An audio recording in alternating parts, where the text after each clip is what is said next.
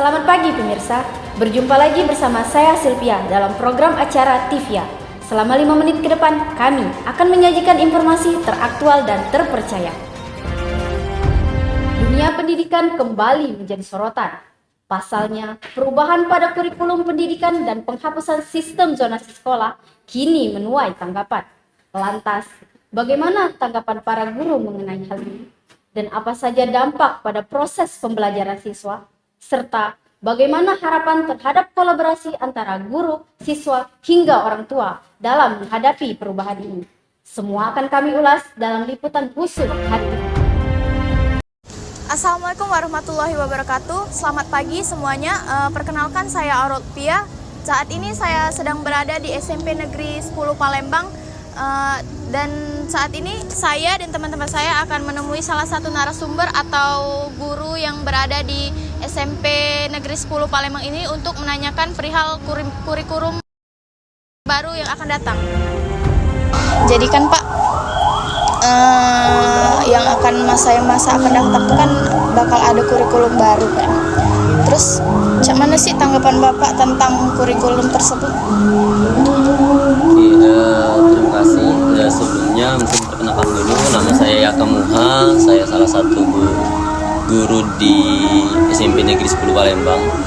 Terkait tentang kurikulum baru yang memang dicanangkan oleh Kementerian Baru, tentu kami sebagai guru menyambut hal tersebut dengan positif, karena kami yakin bahwa perubahan kurikulum yang memang sudah direncanakan tentu akan memiliki dampak positif tentunya, dengan beberapa kebijakan-kebijakan yang mungkin akan lebih mempermudah dalam bidang administrasi di bidang keguruan. Bagaimana kurikulum mempengaruhi, menurut Bapak bagaimana sih kurikulum tersebut mempengaruhi proses pembelajaran siswa? Tentu kurikulum berpengaruh terhadap proses pembelajaran karena dilihat dari bagaimana peserta didik pembelajaran di dalam kelas, baik itu disupport oleh model pembelajaran ataupun tata pelajaran yang memang disiapkan oleh pemerintah, khususnya Kementerian Pendidikan dalam kurikulum yang baru ini. Tentu hal tersebut sangat berdampak terhadap kegiatan aktivitas peserta didik. Mungkin kalau dilihat dari kurikulum 2013, salah satunya kegiatan ekstrakurikuler pramuka, mungkin itu diwajibkan seluruhnya ikut. Nah, itu kan salah satu hal yang dampak yang tentu positif dalam perkembangan peserta didik. Nah, kemudian dalam kurikulum Merdeka yang kemarin ada kegiatan program P5. Nah, itu kegiatan-kegiatan yang memang tentu berdampak bagi peserta didik kurikulum tersebut. Terus bagaimana tanggapan Bapak mengenai efektivitas kurikulum? Untuk sejauh ini yang pasti dalam terakhir kita menggunakan kurikulum Merdeka, efektivitas tentu dirasakan manfaat dan dampaknya.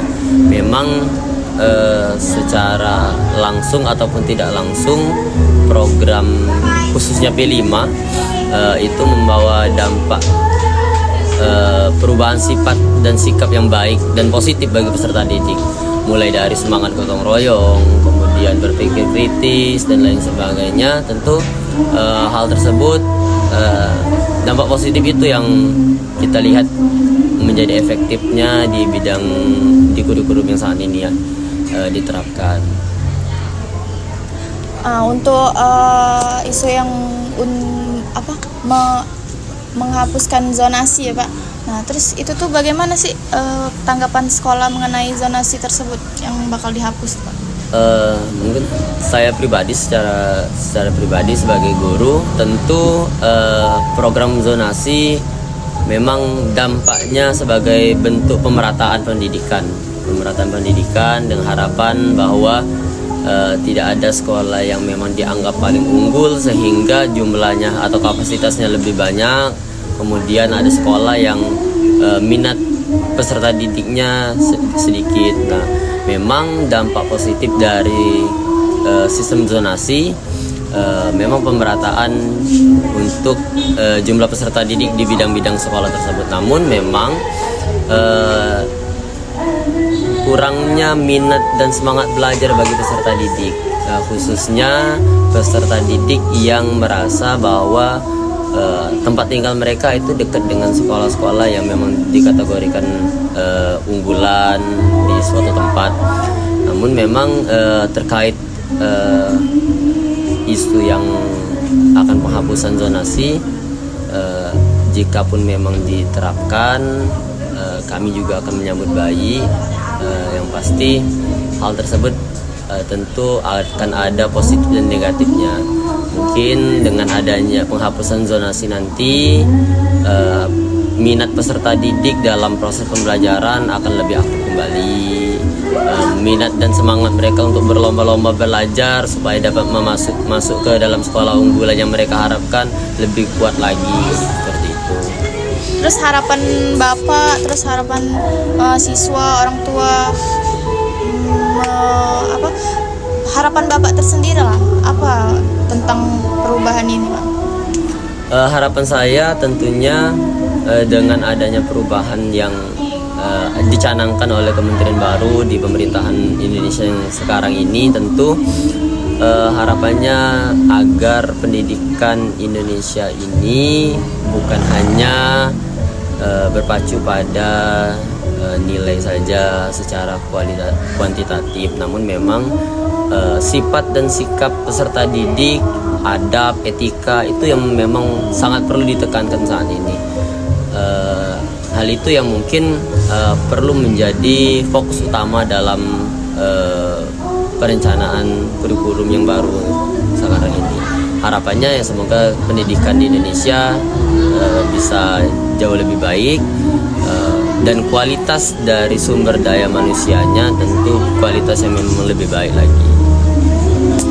Terima kasih Pak atas waktunya yang telah meluangkan untuk kami.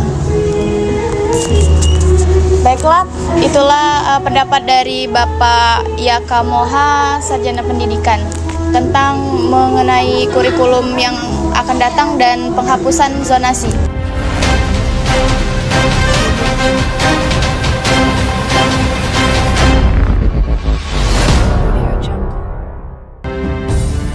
Pemirsa, perubahan dalam dunia pendidikan memang selalu menghadirkan tantangan sekaligus peluang. Kurikulum baru, perubahan sistem zonasi memang memerlukan kerjasama dari semua pihak, baik itu guru, siswa, hingga orang tua, untuk memastikan pendidikan Indonesia tetap maju dan berkualitas. Informasi tersebut sekaligus menutup perjumpaan kita hari ini. Saya Sylvia dan rekan yang bertugas pamit undur diri dan sampai jumpa.